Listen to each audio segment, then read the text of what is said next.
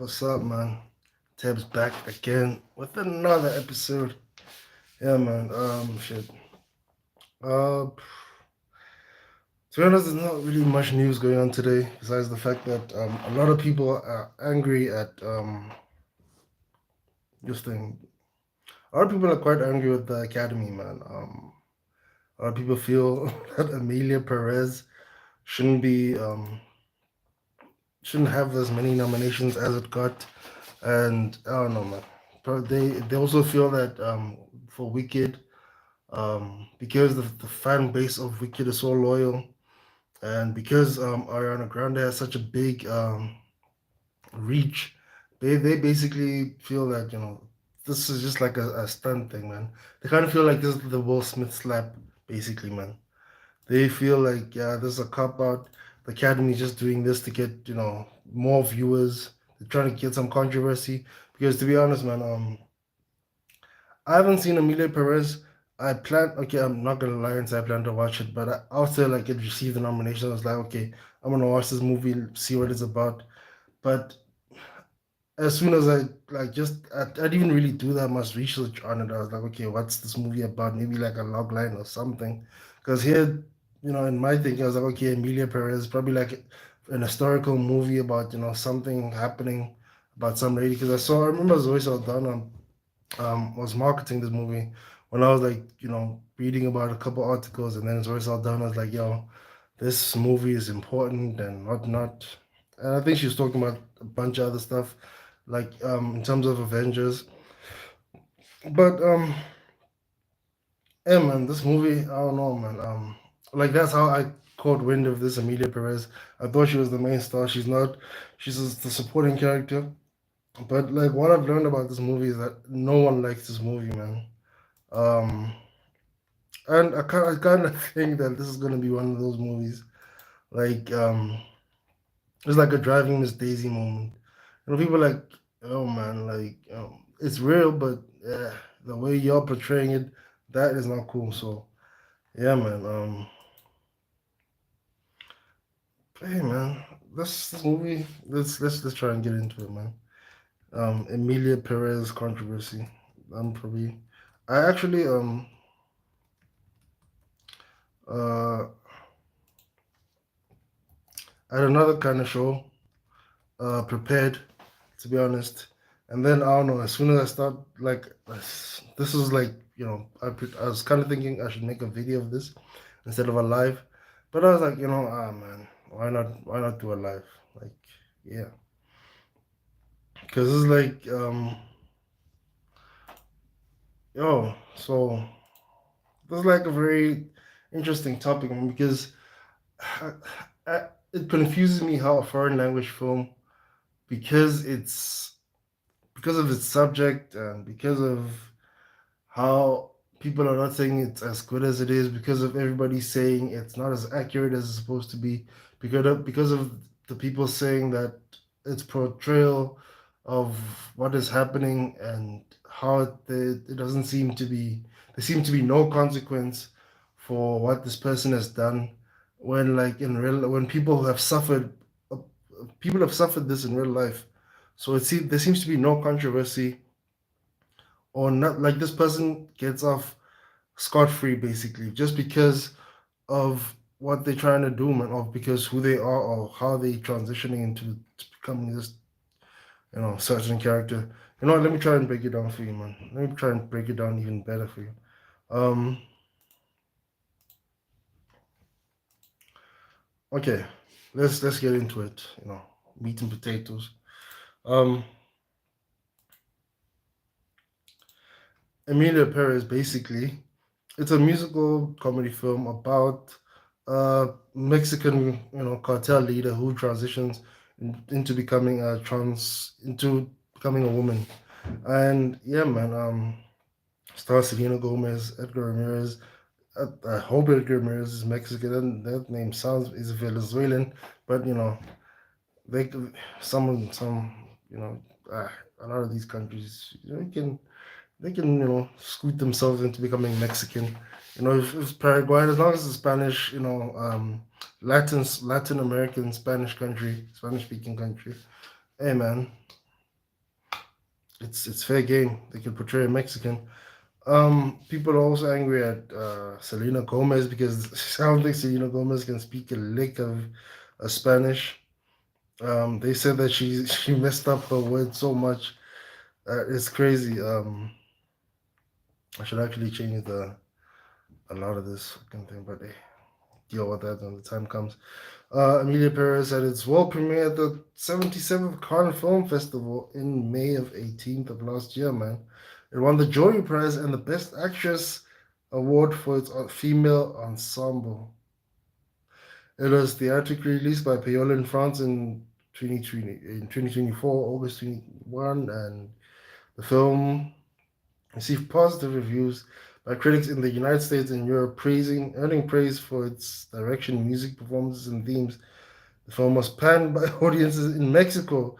The film was panned by audiences and critics who criticized its cultural representation, songwriting, use of stereotypes, and Spanish dialogue. Because let's not forget, most of the people who did the Spanish dialogue are not Spanish. They're not native Spanish speakers. They're not native Mexicans. As I said, even Edgar Ramirez is Venezuelan. Um, Jacques Auard is a French director. Audiard. Ah, dude. This film, man, it comes with a lot of baggage. 13 nominations. Jeez. And the best actress. Oh shit. Um, this lady who, Carla Sofia Gascon is the first openly trans woman to be nominated for best actress in a leading role in a film. Man, yo, I kind of feel like I know why this movie got its. I kind of feel like I know why this movie is getting as much traction as it is getting. Um, it's nowhere near close to fucking making its money back. But this it's not about the money a lot of times when it comes to a project like these. But when it comes to even if I say it's not about the money when it comes to projects like these, I kind of feel I don't really know much about this project. I haven't seen this movie. I don't know that much about Mexican culture. But if I did, I would probably, it would be something that I'd work hard on. Like I wouldn't just hire actors who are famous or just to try and get an audience, man. That's because what what should be attracting the audience is something that is someone that is very. It's basically a movie that is good. That's a movie that is good and accurate. Doesn't even have to be accurate. Obviously films that give creative license, but this film just frustrates me with that. They got so much money. That I kind of feel like they took their own leeway with this film. They didn't really care about what they're trying to do. I think the main thing that they were trying to do for this movie was that it was hard for this man to have become a woman. That's what I feel like, that's it was the only concern. And to make it a musical comedy film. But hey man, yeah. Even some LGBTQ plus commentators were critical of its depiction of trans people. So hey man, I saw a video. Okay, I would tag it in the credits, but in the thing, I would tag it in the video, in this video that I'm making. But I don't think I wouldn't even remember that movie. But I just remember how they said that this movie is one of the worst movies of all time. And the clips I saw, they were not good, man. They were not good. What I'm trying to say is that I kind of feel like if you have so much money, you have so much writing, because I kind of feel like any message, any film that tries to present a message, man. Like this is obviously a message film. You know, you have to. It cannot. You cannot go past the fact that it has to be a good movie. Good movies with a message, they take a good look of things from all sides. You know, the villain basically has to be the most relatable person in the room. That's what good movies are. And the hero has to seem like that what they're trying to achieve is the most ridiculous thing in the room. Because we, we are given an insight, we are being given an inside look into what this person is trying to achieve. So with that, I feel like if this person is going to be if we're going to be looking at this person, we have to feel like what they're feeling, basically, that no one believes and no one understands. And then there's gonna come a moment in the movie where we all kind of see how this person feels and how this person understands. As I said, I haven't seen this movie, but it kind of I kind of feel like it was a cash grab. A cash grab. It's two things. It was a cash grab for some of the people who worked on this. Secondly, it was a openly pandering for an awards film. Give this person a good few couple touching scenes. Hopefully, we win some awards. Hopefully, we all get, even if this movie doesn't make as much money, hopefully, everyone leaves this project for the better. Everyone, like, says, hey, I worked on that film, which won a couple Oscars. You know, I'm good to work on whatever you got going on. Pay me money. And, because I'm going to be working on your project, because I worked on that, you have to pay me more money.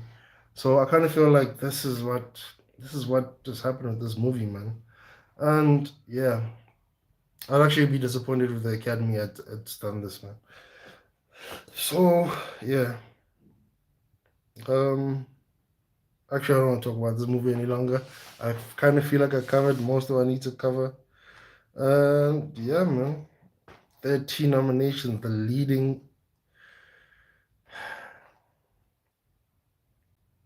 And, people want to say Crash. They want to compare this movie to Crash. My my honest opinion, if you think that Crash was not as good, go watch Crash. It's as simple as that. Watch this movie and watch Crash, and watch this movie and watch Crash. You decide for yourself which movie is better, man. Um. Anyway, that's me on this, man. I'm not gonna go any further because I seriously didn't like this thing. I'm talking about Crash.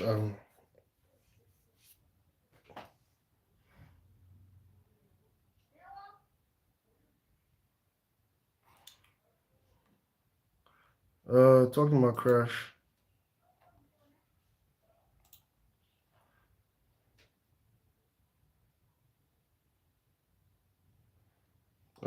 This thing.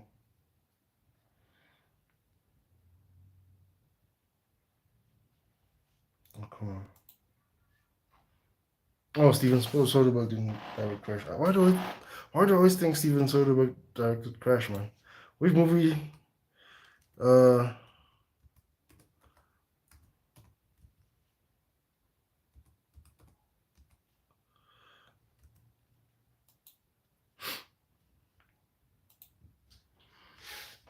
which movie does Steven Soderbergh direct that was so fucking awesome? Um, Give me a second, people.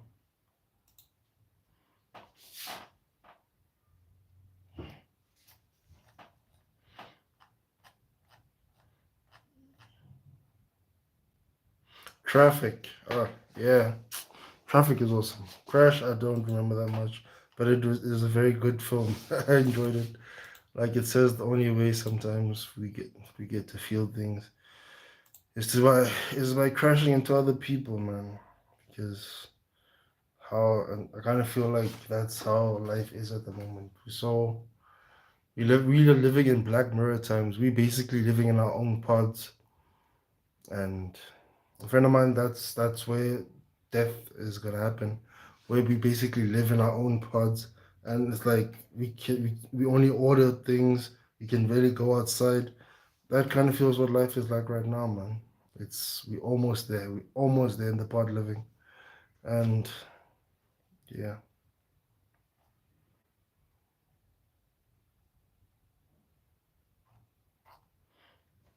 Let me before I go on to my usual DC stuff, DC comic book stuff.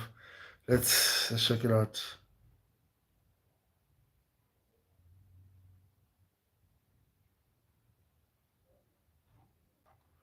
Emilia Perez transfers the action to Mexico and plants us in the criminal underbelly of the cartels. So this is actually based like off French thing. It was based off a French like French what I don't know if it's a movie or a play, but it's called Écoute. And yeah, French director. I don't know why this dude just decided to do this, man. He could really just decided to keep it in France, but obviously I'm sure he's looking for crossover appeal for international appeal, not actually crossover appeal. That's why he went to Mexico, man, and that's why he used Zoe Saldana. That's why he used Selena Gomez, who cannot speak Spanish, by the way. I know the name just threw me for a loop as well.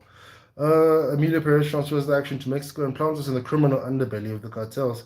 Zoe Saldana plays Rita. What the fuck? Why does Rita, a beaten down lawyer with a moral compass that is frequently pushed aside, but thanks to how adept she is at getting powerful men off the hook for their crimes.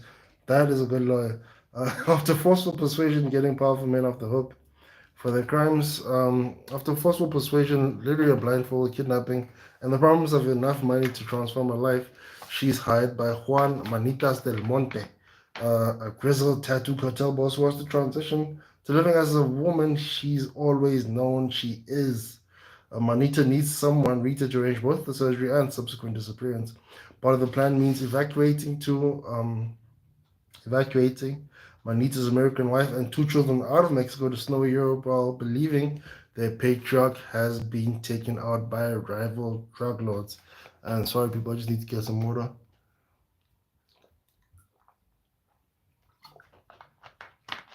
I'm sorry. I drink water like a fucking, I don't know, like an athlete on the field. That's why I don't like to do it on screen.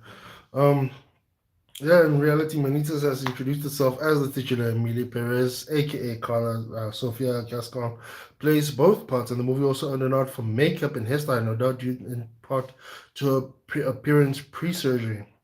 Amelia is a wealthy and glamorous woman who, after finally getting everything she wants, realizes she needs one more thing, albeit a complicated one. She'll be around her family. Shah Saldana, who used the cartel paycheck to set up a new moneyed life in London to reunite her with her family in Mexico, posing as an aunt while also trying to make amends for the violence she perpetrated in her former life by shining a light on the country's missing persons crisis. No doubt she made a lot of those people go missing in the first place. This sounds like it has a very interesting premise, but let's just keep on going. Interspersed between the drama, Shakespeare is almost entirely in Spanish, all musical numbers. If you're wondering why you actually haven't heard any of these songs literally in your TikTok For You page between riffs of defying gravities, because they're woven almost casually into the dialogue. They carry into the end of sentences as if the only way like these characters who are repressed by society, as if it's the only way these characters who are suppressed by society can can let the emotions out. One song in particular, Saldana's El Mel, and one of two of the songs from the film nominated for Best Original Song, packs the biggest punch as it aims at the hypocrisy of those upholding a violent status quo, what being called upon to make changes. Oh man, fuck this. Sorry. As soon as Atlanta critics were buzz about Emilia Perez, the boss body has loved it. After all, it held premieres in Cannes. It picked up the Jury Prize and the Joint Actress Prize, making it one of the most anticipated releases of the year. Since then, it steamed ahead in the awards race, winning multiple Golden Globes, including Saldana for Best Supporting Actress and 10 nominations for the upcoming Oscar precursor BAFTA Awards. It began streaming on Netflix in September. I'm still not gonna watch it, but oh no, nah, I'm not gonna watch this movie, man. Um, I actually thought I should do a show where I was like gonna judge the thing, ranking the Oscar, actually handing out my Academy Awards, man. I still have to watch like a few of the films. I have to watch The Brutalist. I have to watch Nickel Boys. I have to watch Honora, I have to watch. September 5th, I have to watch Wicked. I'd never watched Wicked, I was supposed to, but I think I watched like the third, and then I was sick, so I had to leave. Yeah. Anyway, man. Let's finish this article, bro. But how it's been received and people outside of the walls bubble will really depend on who you ask and where they are. American outlets generally reflected on it favorably. It made Time's best 10 best films of 2024 with a review calling it an ode to human possibility that feels radical in our current political landscape.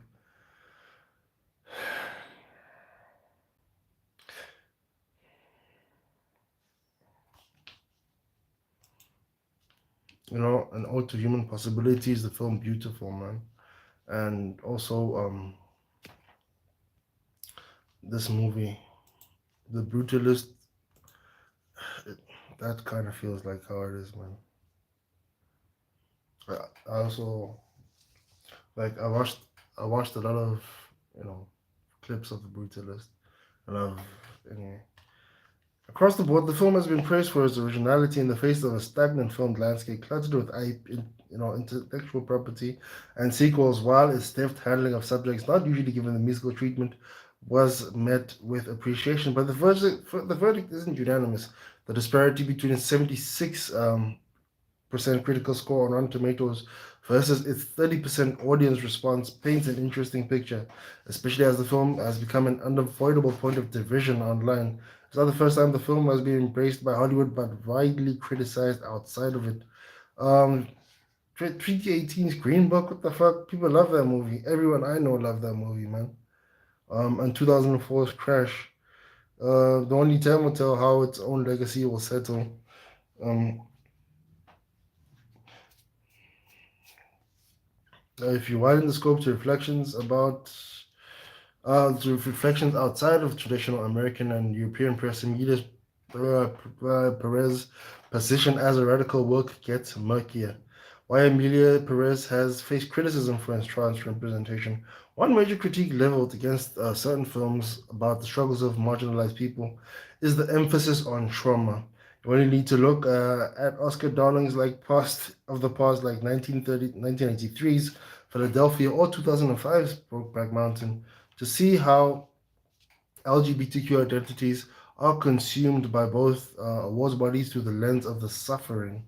In the few cases where trans stories have been centered, like 2015's The Danish Girl and 2013's Dallas Buyers Club, cis actors have been the ones applauded for their bravery in taking on marginalized roles. Redmayne was nominated for an Oscar for the former, and Jared Leto won for the latter. Um, so for many, Emilia Perez marks a revolutionary shift in gear. Not only is it a trans woman playing a trans character, but beyond a now much meme song about the particulars of gender confirmation surgery, Perez's existence as a woman isn't litigated. No character in the film questions her identity, and she's able to move through the world and find even more love as a woman in her own right. The focus of the story isn't our transition, but the destruction left in the wake of a former life and the hubris to believe that she can make amends for it. So is that the focus of the film?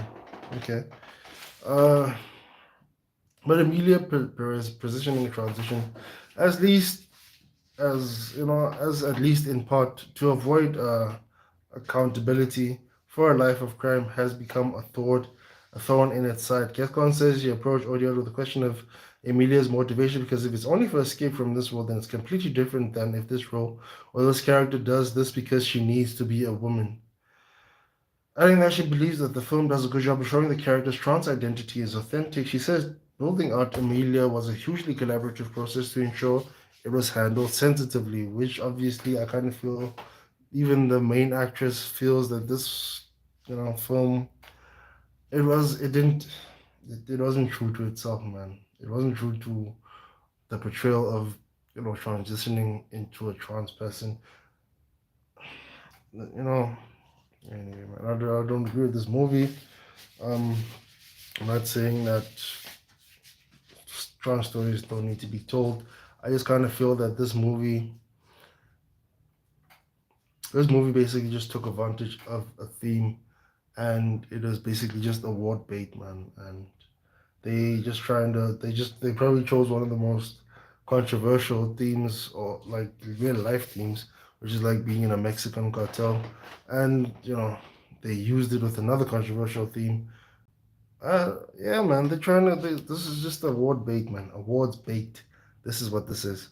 But some don't agree. Uh, that what ended up on screen tells that story. Glad, which pointedly did not nominate the film for anything as it at its annual media awards, says it recycles trans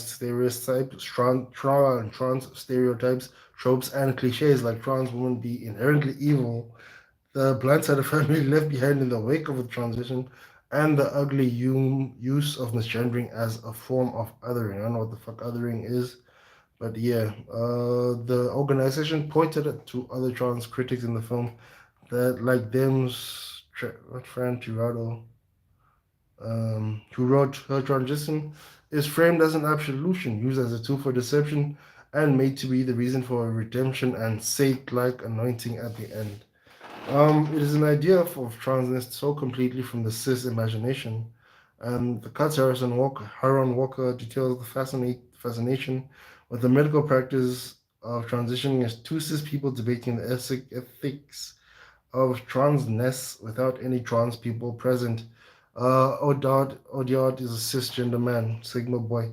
Um, listening. But speaking to the Hollywood Reporter, Gascon has made history as the first openly transgender actor to be nominated for Best Actress at the Oscars. Responded by saying, "You must be super well adjusted to the work of 700 people from your couch sitting there next to your PlayStation." What? I think they claim to speak for everyone. Let me tell you, being LGBT doesn't make you less of an idiot. Yo, man, I was a clap back. I don't really kind of feel that was a deserved clapback. It was a clapback, but like it wasn't a clapback that actually solved anything. It was just like more of a diss instead of trying to highlight why this movie was should be you know received in a different way.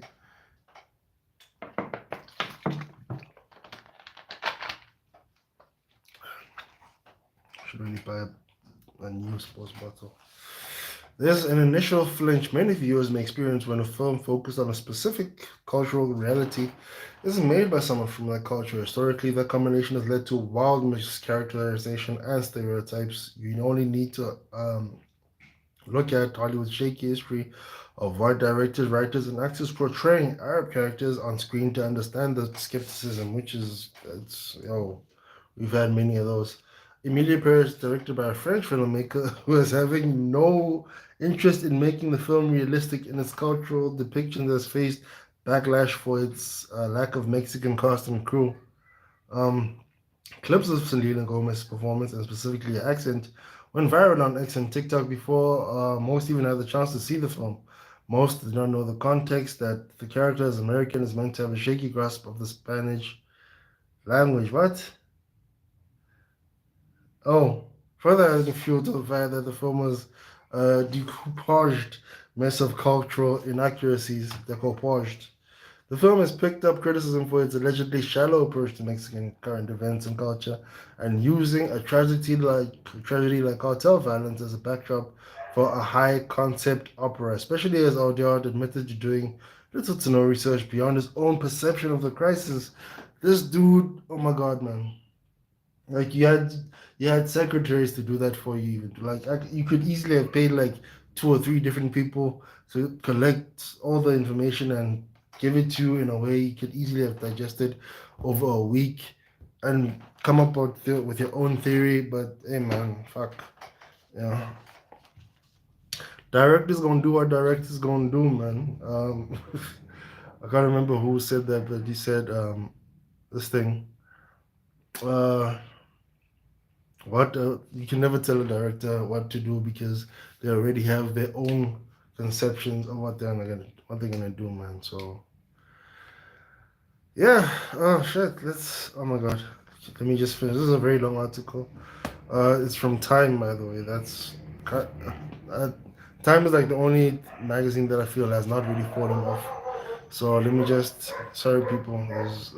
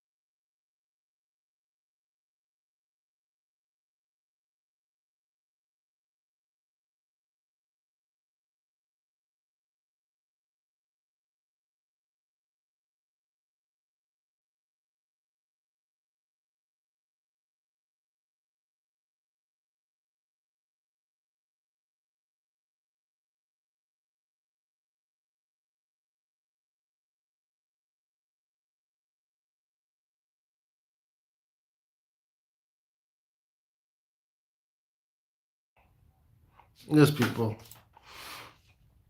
Back again. Yeah, where were we, man?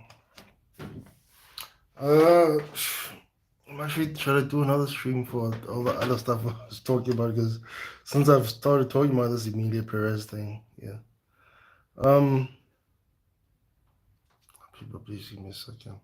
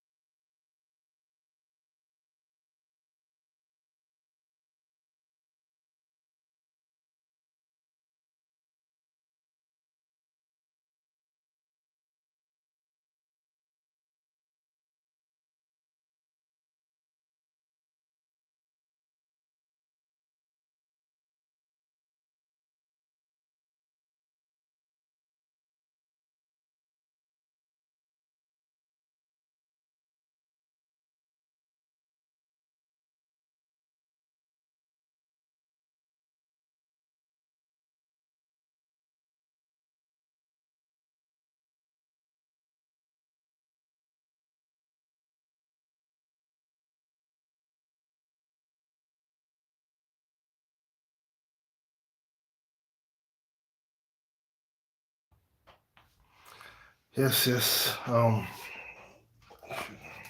Some order.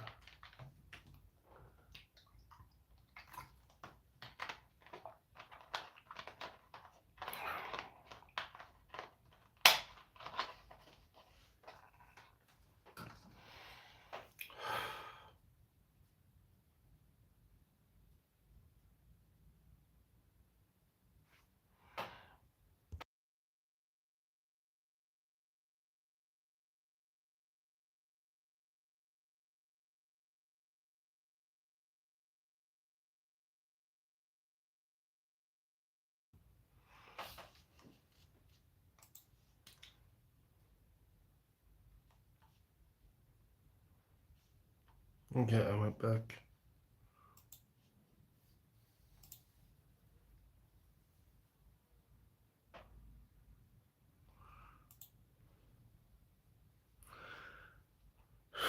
Um,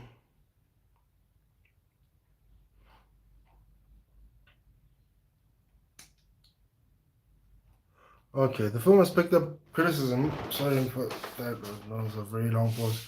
The film has picked up criticism for its allegedly shallow approach to Mexican current events and culture, and using a tragedy like cartel violence as a backdrop for a high concept opera is a terrible idea. Don't do it, please. If anything, if anything that movie has taught us is do not do that. Especially as Odard admitted to doing little to no research beyond his own perception of the crisis. Tragedies can be examined by those outside of its sphere of destruction. But the groundswell of feeling from Mexican viewers and critics is that there is little to no care taken to understand the cultural grief beyond the stereotypical spectacle. Um, Adriana Perez, who plays Emilia's love interest, Epifania, is Mexican, is offered a different um, perspective. I've heard people saying that it's offensive to Mexico, and I really want to know why because I didn't feel that way, and I've questioned some people that I trust, just not as artists, but as people, and they don't feel that way. So I'm trying to understand. Regardless, audio has apologized, saying at a press conference, maybe it will even seem to you that I'm just flying over this issue. And if it seems to you that I'm doing that too lightly, uh, I offer you an apology. Yeah, that's what he says, man. With his fucking Academy Award nomination. Um,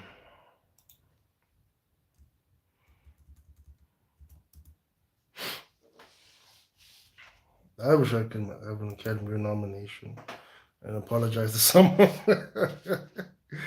I apologize to you, bro. I'm really sorry from the bottom of my heart. Like, yeah, well, fuck yourself, bro. Anyway, oh, jeez, this movie is hectic. Best director, yeah, but as I said, best director nomination. Um, what did it win at the Golden Globes? I know it won. Where's the Golden Globes? Come on, Golden Globes.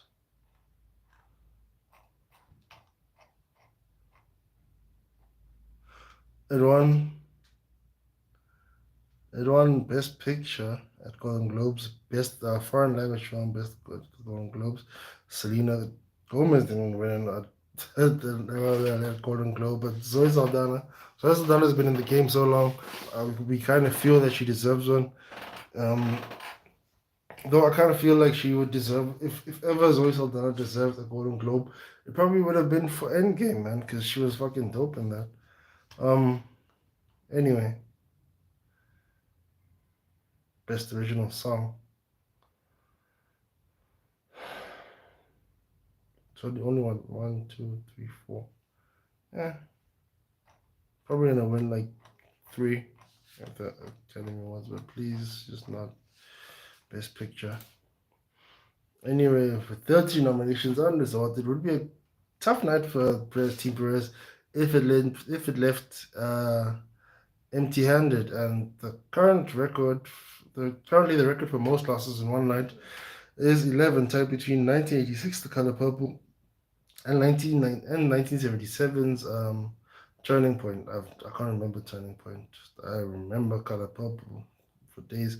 It's certainly likely that Emilia Perez will nab a little gold man or several, especially given its run so far. It's almost certainly a shoe-in for Best International Feature Film, though Brazil's I'm Still Here, kicking to high gear with his own surprise Best Picture nomination on January 23rd. It also has a good chance of picking up Best Original Song, seen as it's occupying two of the five spots next to El Mal and Selena Gomez's song Mi Camino. I wonder how a person not really fluent in Spanish can sing a Mexican, a Spanish, and be nominated for an Academy Award for it. This movie is it's an oxymoron, man.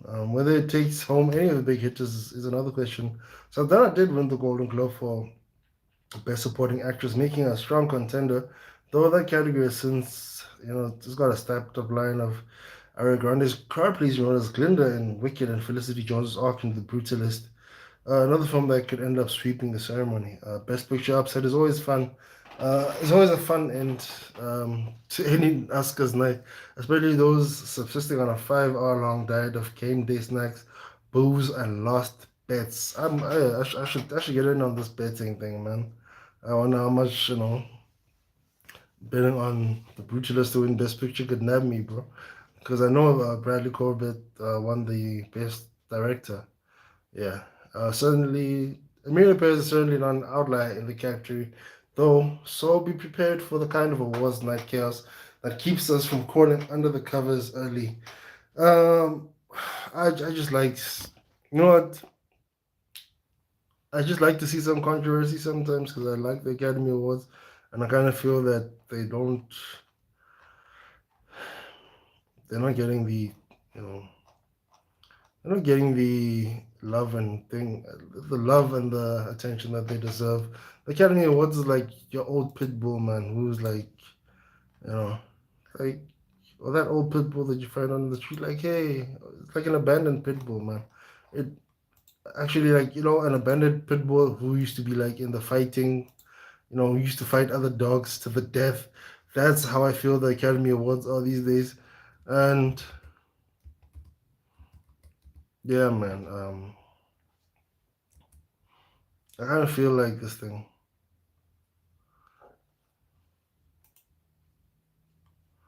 Yeah, I kind of feel like that's how that's how they are these days, man. Shit. So yeah, a little controversy wouldn't help. It wouldn't hurt. It could help, breathe back some life into it. Like it should be some good controversy. Like I think it should win a lot of awards. So Saldana should pick up Best Supporting Actress. It could.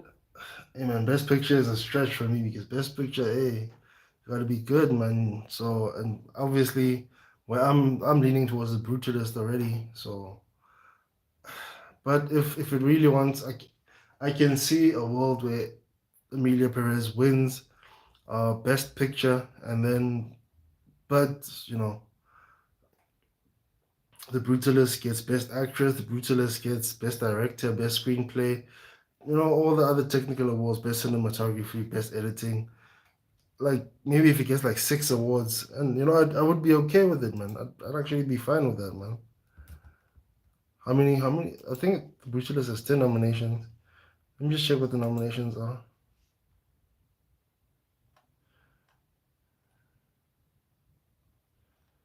Because I don't know why the Brutalist is just giving me the pianist vibes, you know, same same kind of vowels. Okay, so the Brutalist has been nominated for Best Picture, Best Director, Best Actor, Best Supporting Actor, Best Actress, Supporting Actress, hey, Best Original Screenplay, Best Original Score, Best Cinematography, as I said, Best Editing, Best Production Design. Yeah, man, just sweep, man, sweep my niggas. It's like 1, 2, 3, 4, 5, 6, 7, 8, 9, 10. Yeah, man, I don't think Guy Pearce has ever won an award. So yeah, man, just give it to them, and then let Emilia Perez steal the steal the best picture, and let it be like a talking point, and yeah, it'd be cool, man.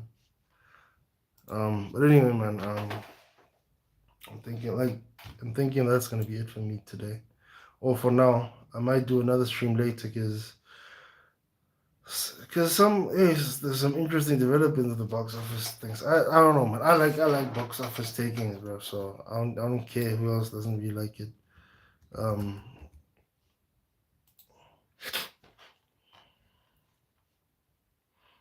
yeah, man.